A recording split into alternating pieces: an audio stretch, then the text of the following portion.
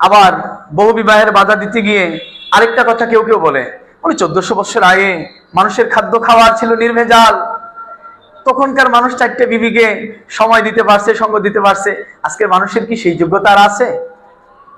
এই কথা যদি বলে ঈমান থাকবে না। কেন? এই কথা বলার অর্থ হলো কোরআন সর্বকালীন নয়, 1400 বছর আগের জামানার জন্য নাজিল হওয়া কোরআন। ফানকিহু মা তাবা লাকুম, এই আয়াত তাহলে মানসুখ হয়ে গেছে?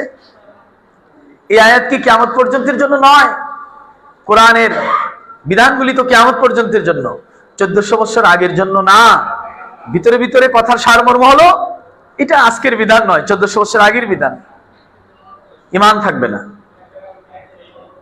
অথবা যদি বলে যে আমাদের বাংলাদেশের মানুষ দুর্বল, আরব দেশের মানুষ খেজুর খায়, তাদের শক্তি খুব বেশি, ইত্যাদি ইত্যাদি, তাহলে তো প্রশ্ন এসেই যায় কোরআনের এই বিধানটা আরব জাতির জন্য, বাংলাদেশের মানুষের জন্য নয়।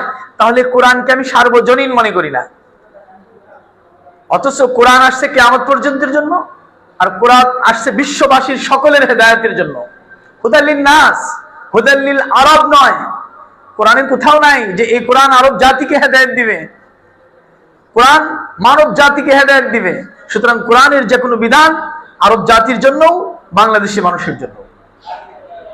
আসল কথা হলো এইটা বলে অনেক জায়গায় বাধা দেওয়া হয় যে আমাদের সেই সামর্থ্য নেই।